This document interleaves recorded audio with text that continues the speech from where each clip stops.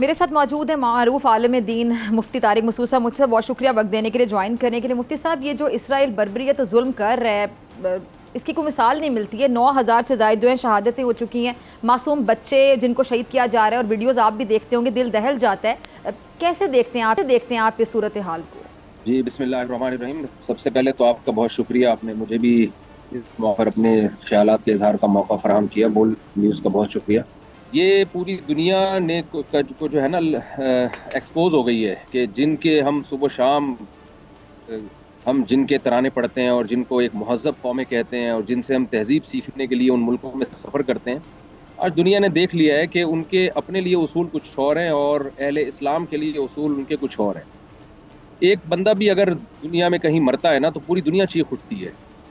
और यही अगर खून मुसलमान का बहता है तो सब खामोश रहते हैं। हमारी नज़र में तो खून किसी का भी बहे, चाहे वो गैर मुस्लिम हो या मुस्लिम हो, सब पे एहतजाज होना चाहिए। लेकिन आप दुनिया का एक रुख देख सकती हैं और आप दुनिया को देख सकती हैं कि इस वक्त गज़ा पे जो जारहियत हो रही है और ये दुनिया कैसी खामोश तमाशाई बनी हुई है और तमाशा देख रही है, बल्कि उल्टा सपोर्ट कर रही है। उनके असलहा के ज़रिए भी उनकी मदद हो रही है, हर तरह से उनकी मदद हो रही है।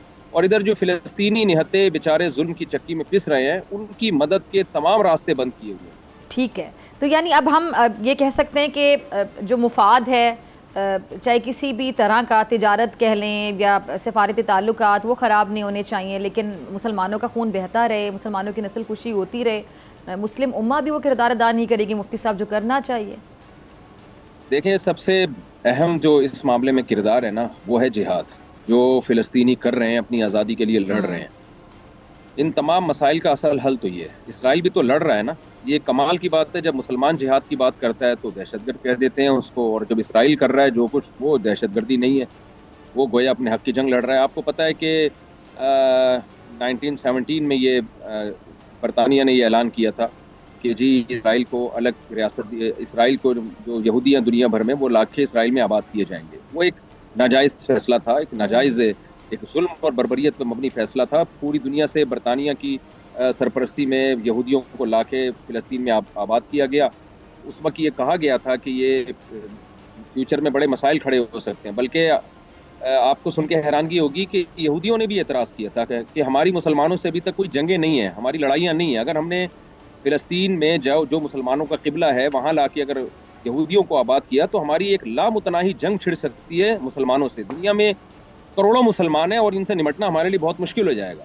लेकिन जो चंद यहूदी अक्लमंद थे, उनकी इस बात को नहीं सुना गया और दुनिया के दानिशवरों की बात को भी नहीं सुना गया। बरतानिया का अपना एक मफाद था इसमें, इस्लाम दुश्मनी थी, मुस्लिम कंट्री से दुश्मनी थी। उसने बैक के जो है ना आके इसराइल को, यहूदियों को सपोर्ट किया, और वही हुआ कि फिर यहूदियों ने शुरू में तो कुछ ज़मीनें खरीदी, उसके बाद ज़बरदस्ती ज़मीनें हथियाना शुरू कर दी। और 1948 में जब बरतानिया पीछे हटा तो अमेरिका ने आके सपोर्ट करना शुरू कर दिया। उसके बाद से अब तक मुकम्मल सपोर्ट, असलहा के जरिए हर तरह से अमेरिका सपोर्ट कर रहा है। अब कहा जाता है कि जी दुनिया में जब अमन हो गया था, इसराइल और गजा में लड़ाई खत्म हो गई थी, तो क्यों फिलिस्तीनियों ने उठ के इसराइल पर हमला किया। ये भी एक बड़ा सवाल उठाया जा रहा है कि जी पहल तो फिलिस्तीनियों ने की है ना। यानी बात यह है कि कोई आपके घर के 80% इलाके पे कब्जा करके बैठ जाए और मालिक मकान पहल करके उसको निकालने की कोशिश करे, तो आप ये कहेंगे जी पहल तो मालिक मकान कर रहा है। आजकल मीडिया पे इसको बड़ा इशू बनाया जा रहा है कि पहल जो है ना वो तो हमास ने की है, पहल जो है वो तो फिलिस्तीनियों ने की है। ये नहीं देख रहे कि इस पहल में वो जालिम थे या हक पर थे। क्यों 80% फिलिस्तीन पर इसराइल ने गासिबाना कब्जा किया हुआ है? कौन से लॉ के तहत ये इलाका इसराइल का है? कौन सा कानून है? और नक्शे में भी आप देखें चेंज कर दिया है, फिलिस्तीन का लफ्ज मैप से निकाल दिया है। ये इन दुनिया के दानिश्वरों और जो दुनिया में तहजीब के ठेकेदार बने फिरते हैं, ये है उन लोगों का झूठ जो आज दुनिया अपनी आंखों से देख रही है। आप गूगल मैप पे फिलिस्तीन लिखे नहीं आता, आप इसराइल लिखें तो आ जाता है। एक को वेस्ट बैंक कह दिया, एक को गजा कह दिया, और फिलिस्तीन का लफ्ज इन्होंने डिक्शनरी से निकाल दिया है। तो दुनिया को बेवकूफ़ बनाना आसान है, लेकिन जो फिलिस्तीनी वहाँ रहते हैं, जो हक की जंग लड़ रहे हैं, उनको बेवकूफ़ बनाना आसान नहीं है। एक तीसरी जंग अजीम की तरफ जा रहा है मामला। फिलिस्तीनी तो वो कट जाएंगे, सारे शहीद हो जाएंगे। जो उनके हालात है ना, उन्होंने अगर दस्तबरदार होना होता तो 70-75 साल का अरसा बहुत होता है। बहुत लड़ ली है भाई, बहुत उन्होंने लाशें उठा ली हैं।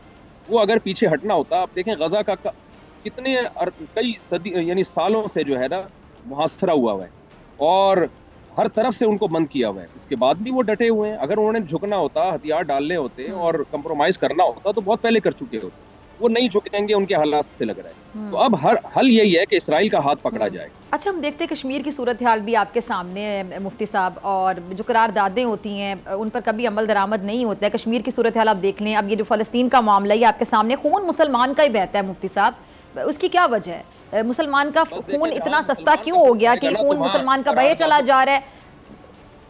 देखें, सोतेलापन है ना मुसलमानों के साथ। जहां मुसलमान का मसला आएगा ना तो वहां सोतेलापन होगा, और वहां पर फिर करारदादे भी उन पे अमल नहीं होगा, और बातें बहुत होंगी, अमल नहीं होगा। और कुछ इसमें हमारे मुस्लिम हुक्मरानों का भी बहुत बड़ा कसूर है, ये मुत्तहिद होकर मजबूत आवाज़ भी नहीं उठाते हैं। सिर्फ हम उनको यूरोपीय यूनियन को बुरा भला नहीं कह सकते, हमारे अपने कौन सा अपनी जिम्मेदारियां पूरी कर रहे हैं।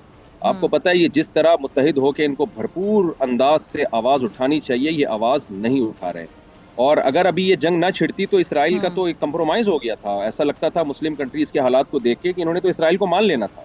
ये तो अब नई जंग छिड़ गई है, तो अब थोड़ा सा दोबारा दुनिया में तहरीकें उठ गई हैं, और खुद यूरोप में, अमेरिका में, वहाँ अमेरिकन अल्हम्दुलिल्लाह फिलिस्तीन के हक में आवाज़ें उठा रहे हैं, जिनके सीने में भी दिल है, चाहे वो मुस्लिम हो गैर मुस्लिम हो, वो इंसानियत के नाते अल्हम्दुलिल्लाह, जो जिनके दिल में भी इंसानियत पे रहम का जज्बा है, वो अल्हम्दुलिल्लाह चाहे मुस्लिम हो गैर मुस्लिम हो, वो फिलिस्तीनियों के साथ हैं अल्हम्दुलिल्लाह। अगर आपको ये वीडियो पसंद आई तो सब्सक्राइब करें और बेल आइकन पर क्लिक करें। सब्सक्राइब करें और बेल दबाएं ताकि कोई खबर रह न जाए।